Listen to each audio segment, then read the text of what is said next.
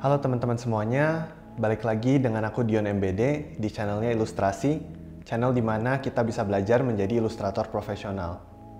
Ini seri profesi dan episode yang kedua. Di episode yang kali ini aku bakal ngomongin gimana caranya supaya portofolio kita bisa sampai ke tangan klien dan kita bisa ada di list teratas calon ilustrator yang akan mereka kontak. Jadi kalau kalian belum punya portofolio, sebaiknya kalian tonton dulu video yang sebelumnya supaya kalian ngerti dulu kira-kira bikin portofolio yang kuat itu gimana. Kalian mungkin sering khawatir, kita tinggal di Indonesia dan kalau mau mengandalkan klien lokal budgetnya kadang kecil. Kalau mau masuk ke pasar internasional, kalian mungkin taunya ikutin Fiverr atau ikutin Upwork dan saingannya itu ratusan ribu ilustrator lainnya. Di video kali ini aku mau nunjukin kalian itu bisa membawa karya kalian sampai ke depan calon klien yang seperti The New York Times, National Geographic, dan macam-macam yang sangat bergengsi tanpa harus melewati Fiverr, Upwork, atau nungguin bola datang ke Instagram kalian. Aku sendiri sebenarnya kurang suka kalau misalnya ilustrator itu masuk ke marketplace kayak Fiverr, Upwork, atau hanya mengandalkan commissions dari Instagram. Kenapa? Karena kita ini sebenarnya memiliki kemampuan untuk membawa portofolio kita ke calon klien yang benar-benar sesuai dengan kita. Jadi caranya gimana? Ada dua hal yang perlu kalian lakukan. Yang pertama adalah membuat mailing list dulu. Mailing list itu apa? Mailing list itu adalah list kontak orang-orang yang akan kalian kirimi portofolio kalian. Cara yang tergampang adalah pertama kalian harus mentarget dulu marketnya. Mentarget dulu pasarnya apa. Kalau misalnya kalian mau masuk ke publisher, ya cari nama publisher di negara yang kalian sukai. Kalau itu udah ketemu, kalian bisa ketik di Google nama-nama publishernya dan kalian bisa ketemu publisher-publisher lain di negara tersebut. Kalau sudah ketemu publishernya atau udah ketemu target marketnya apa, ada 3 orang penting yang perlu kalian ingat. Pertama adalah art director, kedua adalah editor, ketiga adalah designer. Jadi kalau misalnya kalian mau masuk ke pasar industri buku, kalian akan kontak editor, designer, dan art director. Kalau kalian mau masuk ke pasar industri periklanan, kalian juga akan cari art director atau desainernya dari agensi atau perusahaan production house periklanan. Oke? Kalau kalian udah sadar soal hal ini, yang perlu kalian lakukan itu gampang.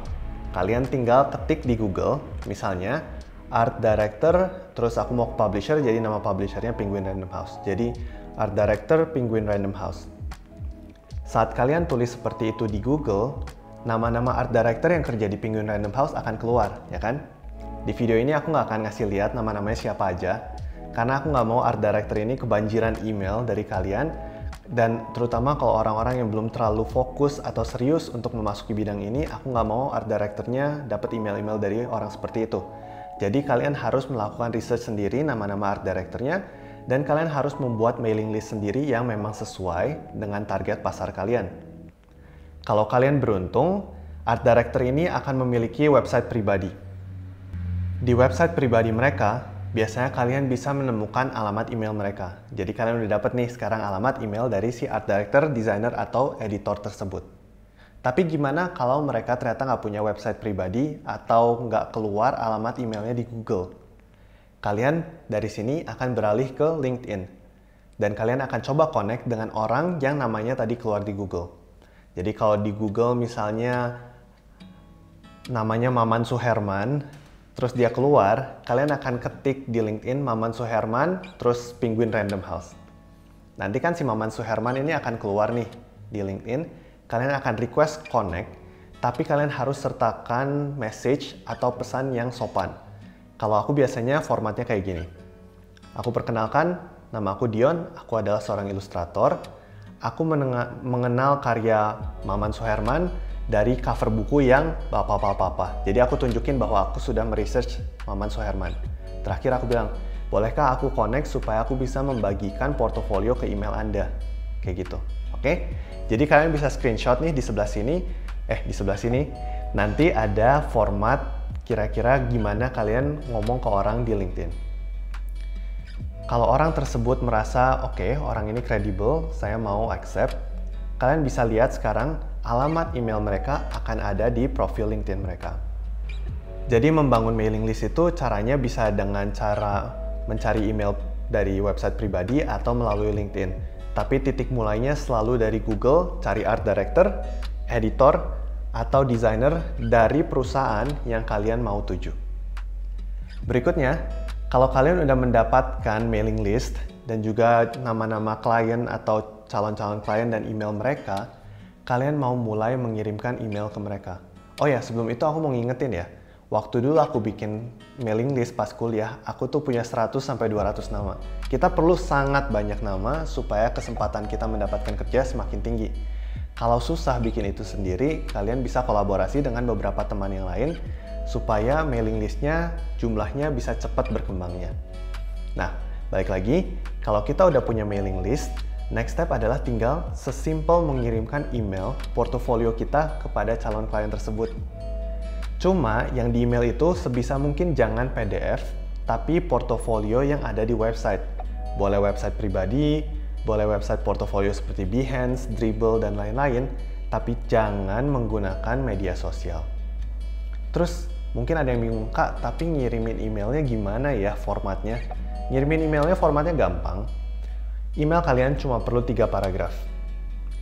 Paragraf yang pertama adalah perkenalan diri dan bagaimana kalian bisa tahu orang ini. Jadi contohnya, ini kalian bisa screenshot juga ya si format emailnya. Pertama, aku akan memperkenalkan nama aku dan dari mana aku bekerja. Jadi kalau sekarang aku lagi di Bandung, aku akan bilang aku bekerja atau based in Bandung.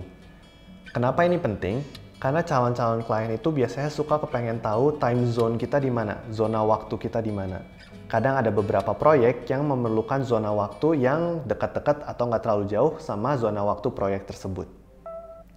Selain itu yang lebih menariknya, dengan memberitahukan daerah kita atau tempat kita bekerja itu di mana, kadang kita bisa mendapatkan proyek-proyek yang terkait erat dengan suatu kultur. Contohnya, kalau untuk proyek editorial atau perkoranan, meskipun misalnya korannya di Amerika seperti Washington Post, tapi kadang mereka punya berita tentang Asia Tenggara, maka mereka akan mencari ilustrator dari Asia Tenggara. Maka dari itu saat mengenalkan diri, itu penting menunjukkan kalian itu bekerja dari mana, background culture kalian itu di mana. Lalu kalimat yang keduanya di paragraf pertama, aku akan bilang, aku mendapatkan kontak mereka ini dari mana, atau aku bisa tahu atau tertarik sama pekerjaan mereka ini dari mana. Jangan bilang kalian dapatnya dari Google. Kalian harus bilang, oh aku pernah lihat proyek kamu yang ini dan menurut aku itu sangat menarik. Jadi harus spesifik. Kenapa? Karena ini menunjukkan kalian benar-benar meresearch tentang orang tersebut. Jadi paragraf 1 simpel aja ya, perkenalan diri, nama kamu siapa, bukan alamat, tapi tempat kamu bekerja dari mana, dan juga kamu mengenal art director atau desainer atau orang ini dari mana. 2 kalimat saja. Berikutnya ke paragraf kedua. Paragraf kedua juga simple, 2 kalimat saja. Kalimat pertama, kamu sebutin, kamu tertarik pada proyek yang seperti apa. Contohnya, bukan kayak, oh aku tertarik pada proyek book cover. Ya iyalah, kamu kontak art director book cover, ya pasti kamu tertarik sama proyek book cover. Tapi kamu bilang, aku tertarik sama proyek-proyek yang emosional, misalnya. Atau aku tertarik sama proyek-proyek yang ngomongin hal-hal yang berhubungan dengan politik. Jadi itu kalian bisa cantumkan di paragraf yang kedua supaya calon klien kalian itu bisa tahu, oh orang ini tertarik soal hal ini. Berikutnya, kalian akan bilang langsung aja, nggak usah basa-basi. Kalau kalian tertarik dengan karya saya, kalian bisa melihat di www. Jadi kalian langsung kasih link ke portofolio kalian. Art director, designer, atau editor itu waktunya nggak banyak dan mereka mendapatkan beribu-ribu email setiap harinya. Jadi kita mau supaya email kita ini sependek dan to the point mungkin. Kalau udah, tinggal paragraf yang terakhir, paragraf yang ketiga. Di paragraf ini jangan pernah bilang terima kasih banyak atas waktunya, saya sungguh terhormat bisa menghubungi Anda, bla bla bla bla. Nggak usah sama sekali. Kalian tinggal bilang terima kasih, I'm looking forward to your reply. Jadi kayak aku menantikan kayak balasannya atau menantikan email balasan dari mereka. Kalau kalian notice di sepanjang email ini, aku nggak pernah bilang aku perlu kerja. Aku nggak pernah bilang kalau misalnya aku masih pelajar atau aku baru lulus. Nggak, pokoknya aku mengidentifikasi diri aku sebagai ilustrator. aku nggak pernah meminta pekerjaan. Kenapa? Karena sebagai ilustrator, pekerjaan itu bukanlah kayak, oh kalau kita minta sekarang, berarti akan ada orang yang memberikan. Pekerjaan ini akan menunggu proyek yang sesuai dengan style atau ciri khas kita, atau personal branding portofolio kita. Jadi jangan mengemis minta kerjaan karena itu akan menempatkan kita di bawah calon klien. Kita ini kan mau seimbang secara derajat supaya nanti lebih gampang untuk bernegosiasi harga, bernegosiasi term, dan segala macam. Oke, jadi sebenarnya gampang kan kayak mau ngontak klien, cuma kita itu suka takut-takut. Dan kita suka mikir kayak, apakah klien ini akan senang kalau kita kontak? Kuncinya adalah konsistensi. Selama aku kuliah, aku terus ngirimin 10 email per hari selama 1 tahun, dan kalian nggak akan dapat balasan secara langsung dan mendapatkan proyek secara langsung. Tapi dengan melakukan hal ini, kalian itu akan diingat sama calon klien kalian. Sehingga saat ada proyek yang sesuai, kalian akan dikontak. Proyek pertama yang aku dapetin itu 2 minggu setelah aku lulus kuliah karena aku ngirim email. Lalu 3 tahun setelah 1 email yang aku kirim, aku juga dapet tawaran proyek. Dan orang ini masih ingat sama email yang aku kirim 3 tahun yang silam. Jadi kalian benar-benar nggak tahu kapan kalian akan dapat proyeknya, tapi semakin banyak email yang kalian suguhkan, semakin better chance kalian untuk mendapatkan pekerjaan. Coba bandingin, kalian kirim email ke 1 orang, art director. Mereka mungkin sehari dapat 10 email dari ilustrator, mungkin 5 email dari ilustrator, tapi kalau kalian masuk ke Upwork, atau kalian masuk ke Fiverr, kalian tuh bersaing dengan ratusan ribu ilustrator lainnya. Dan di sini mainannya adalah harga. Sementara kalau kalian udah ada di depannya calon klien, mereka kalau suka kamu, ya akan lebih gampang kalian bernegosiasi tentang harga.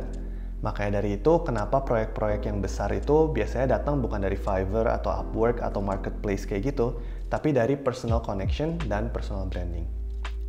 Terakhir yang mau aku ingetin juga, kalau kalian mengirimkan email ke art director, designer, atau editor, kalian nggak bisa kirim cuma sekali. Dan portofolio kalian nggak bisa cuma kayak gitu-gitu aja, harus terus berkembang. Jadi maksudnya gimana? Kalau hari ini aku kirim ke satu art director dan aku nggak mendapatkan balasan, aku akan kirim kembali reminder bahwa portofolio aku sudah diupdate 3 bulan setelah tersebut. Jadi kalau tadinya udah memperkenalkan diri, 3 bulan kemudian aku akan reply ke email yang sama dan bilang, "Hai, aku mau ngasih tahu aja bahwa portofolio aku udah diupdate loh. Ini karya-karya terbarunya, mungkin aku attach sebagai JPEG atau aku attach di body emailnya." Terus aku bilang, kalau kalian tertarik, boleh langsung aja ke website portofolioku. Jadi orang itu akan inget terus sama kamu. Kebayang kan kalau misalnya orang harus masuk Fiverr, mereka harus scroll terus. Tapi kalau misalnya kamu terus-terusan email mereka selama 3 bulan, mereka pasti akan, oh orang ini berkembang, oh orang ini sangat gigih, oh orang ini sangat menunjukkan interest untuk bekerja sebagai kolaborator saya, kayak gitu. Jadi, balik lagi ya, prinsip dari mencari klien itu adalah satu, jangan sampai kalian settle buat dapat klien yang kecil. Cari aja klien yang besar, jangan ragu-ragu karena disitulah keuntungan terbesar yang bisa kalian raup. Kedua, kalian nggak bisa nungguin bola dengan cuma upload di Instagram, upload di Behance. Kalian harus yang menjemput bolanya. Dan yang terakhir, kalian harus konsisten. Kalian update terus portofolio kalian, dan kalau belum mendapatkan jawaban atau tawaran, kalian kirimkan email lagi. Jangan terlalu sering kayak setiap minggu kalian kirimkan email. 3 bulan itu udah waktu yang cukup baik lah untuk mengupdate seseorang tentang portofolio kalian. Oke, mungkin ilmunya segini aja. Minggu depan kita akan ngobrolin lebih lanjut soal berkontrak dan bernegosiasi tentang terms dan juga bayaran kita sebagai ilustrator. Oke, jadi tungguin terus, tonton video sebelumnya kalau belum, tonton video yang ini, dan latihan untuk membuat template email. Kalian bisa tulis di kolom komentar latihan email yang akan kalian kirim ke klien. Nanti aku akan bales kira-kira ini udah oke atau belum. Kalau kalian masih tertarik untuk lebih banyak konten seperti ini, jangan lupa untuk like, subscribe, nyalain juga notifikasinya karena kita mulai upload video-video informasi tentang dunia ilustrator setiap minggunya. Oke, makasih, sampai jumpa di video berikutnya.